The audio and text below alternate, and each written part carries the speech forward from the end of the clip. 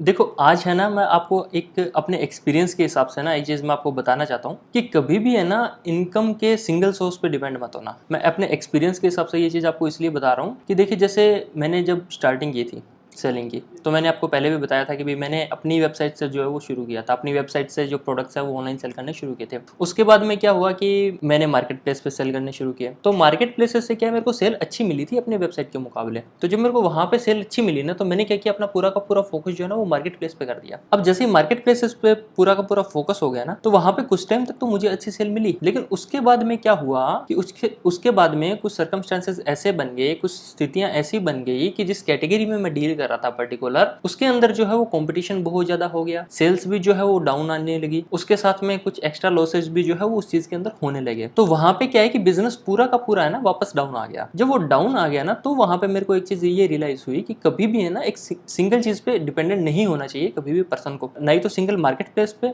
और single market place पे ही नहीं, इवन दूसरे ऑप्शंस भी जो है ना वो हमारे पास अवेलेबल होने चाहिए। जैसे कि हम एक साथ तो नहीं कर सकते। जैसे मान लो कि अभी आप स्टार्टअप हो, अभी आप इनिशियली लेवल पे अगर स्टार्ट कर रहे हो, तो आप 2-3 जगह पे एक साथ स्टार्ट नहीं कर सकते। लेकिन जब आप स्टार्ट करते हो, जब आपके पास में ऑर्डर्स आने शुरू हो जाते हैं, और एक टाइम आता है ना स्टार्टिंग के बाद में कि बिजनेस थोड़ा बहुत स्टेबल होने लगता है, तो जब वो स्टेबिलिटी वाला टाइम आए ना, तो उस टाइम ऐसे नहीं कि भी हमारे ये बिजनेस जो है वो स्टेबल हो गया तो बस हम इसके ऊपर ही कंटिन्यू करें। नहीं, उस टाइम ऐसा होना चाहिए कि हम देखें कि हमारा सेकेंडरी सोर्स ऑफ इनकम जो है वो हम जनरेट करें, साथ साथ में कहीं पे पैसा इन्वेस्ट कर सकते हैं, उससे कर सकते हैं, कहीं पे दूसरा बिजनेस कर सकते हैं, ऐसा बिजनेस जहाँ पे जो है वो हमें ज्यादा टाइम देने की जरूरत ना हो, या फिर ऐसा हो कि जो पार्शियली हमारा एकदम सही तरीके से चल जाए। तो मेरा भी यही हुआ था कि मार्केट प्लेस पे जिस टाइम सेल डाउन आ गई, बिजनेस जो है वो लॉस में चला गया, और जब मेरे को ऐसा लगा कि नहीं, मुझे यहाँ पे डिपेंडेंट नहीं होना चाहिए था एक चीज के ऊपर, तो उसके बाद में जो है वो मैंने अपनी वेबसाइट पे दोबारा काम करना शुरू किया। मैंने अपनी वेबसाइट पे वर्क किया।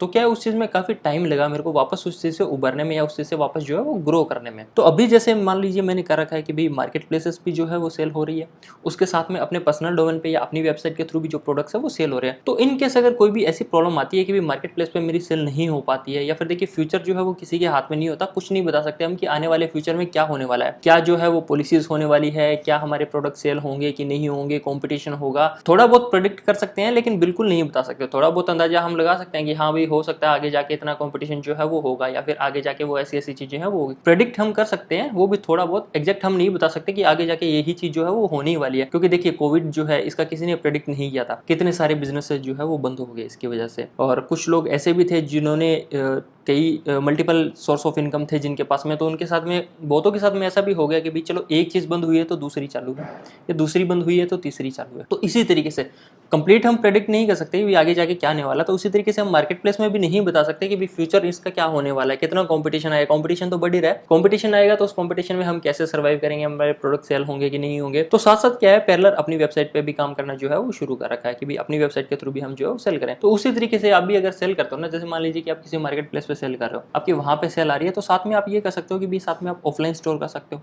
अगर कैपेबल हो आप, अगर आप उस चीज को कर सकते हो। तो क्या है कि इनकेस अगर वहां पे नहीं चल रहे कोई प्रोडक्ट जो है आपके वहां पे नहीं सेल हो रहे, तो वो ऑफलाइन स्टोर में आप सेल कर सकते हो। साथ में अगर आपके पास में इन्वेंट्री बहुत ज्यादा है तो आप होलसेल का भी कर सकते हो। तो इसका बेनिफिट क्या होता है कि मान लो कि अगर आपका डेड स्टॉक भी है ना मार्केट प्लेस में, अगर कोई चीज नहीं बिक रही तो वो ऑफलाइन में बिक जाएगी, जो ऑफलाइन में नहीं बिक रही वो ऑनलाइन में बिक जाएगी। ये बेनिफिट हो जाता है। पता है क्या होता है कि कुछ चीजें ऐसी होती है जो ऑनलाइन बिकती है, कुछ चीजें ऐसी होती है जो ऑनलाइन नहीं बिकती, लेकिन ऑफलाइन हम उनको इजीली बेच सकते हैं, क्योंकि कस्टमर हमारे सामने होता है ना, तो कन्विंस कर सकते हैं हम, क्रॉस सेल भी कर सकते हैं। कस्टमर ये चीज़ ये प्रोडक्ट खरीदने के लिए है, तो हम उसको ये वाला प्रोडक्ट भी जो है वो बेच सकते हैं, बताए कि वहाँ भी ये नई चीज़ है, ऐसे ये वैसे। वो डिपेंड करता है हमारी सेल्स की स्ट्रेटेजी जो है वो क्या है। तो कभी भी डिपेंडेंट मत होना एक चीज़ के ऊपर। मार्केट प्लेस पे सेल आ रही है, अच्छी बात है। साथ में अपनी वेबसाइट पे अगर आपको लगे कि भाई मुझे अपना पर्सनल डोमेन पे सेल करना चाहिए, तो उसका धीरे धीरे स्टार्ट करो। उसके साथ में अगर आपको लगे कि भाई मेरा ऑफलाइन मैं इसको ज़्यादा बढ़िया तरीके से कर सकता हूँ, या फिर जो भी मेरे प्रोडक्ट्स है वो ऑफलाइन में बढ़िया तरीके से बेच सकता हूँ, तो ऑफलाइन उनको स्टार्ट करो। अगर आपको लगता है कि भाई मैं मार्केट प्लेस पे सेल कर रहा हूँ, लेकिन मैं बाकी लोगों को भी सेल करवा सकता हूँ, उनके भी अकाउंट हैंडल कर सकता हूँ, उनको भी बता सकता हूँ कि भी कैसे चलो, तो वो चीज़ शुरू कर दो साथ साथ। मतलब एक चीज़ पे डिपेंडेंट मत रहो। तो उससे क्या होगा कि आपका जो रिस्क है ना, वो रिस्क एकदम कम हो जाएगा। और ऐसा नहीं होगा कि कल को किसी भी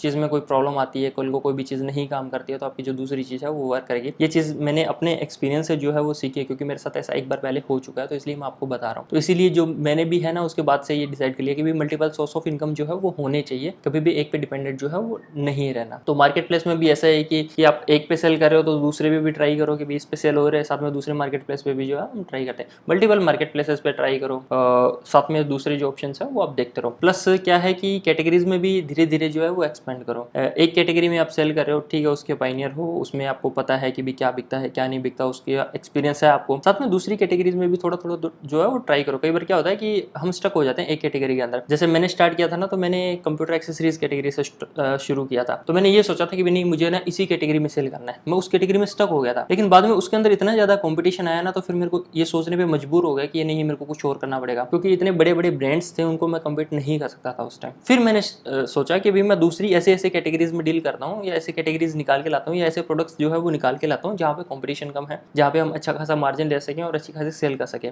तो वो जो दूसरी कैटेगरी जब बाहर निकल के आई, दूसरी कैटेगरीज में जब मैंने एक्सप्लोर करना शुरू किया, तो मुझे पता चला कि बहुत सारी ऐसी कैटेगरीज भी हैं जहाँ पे हम अच्छी इनकम जो है वो जनरेट कर सकते हैं। तो हमारी जरूरी नहीं है कि भी हम सिर्फ एक ही कैटेगरी कंप्यूटर एक्सेसरीज पे ही फोकस करके रहेंगे, और भी बहुत सारी चीजें हैं वो हमें एक्सप्लोर करनी पड़ती है। तो कभी भी है ना एक कैटेगरी पे या फिर एक सिंगल मार्केट प्लेस पे डिपेंडेंट मत होना, ट्राई करते रहना अलग अलग चीजें, जिससे क्या है कि आपका रिस्क जो है वो भी कम होगा।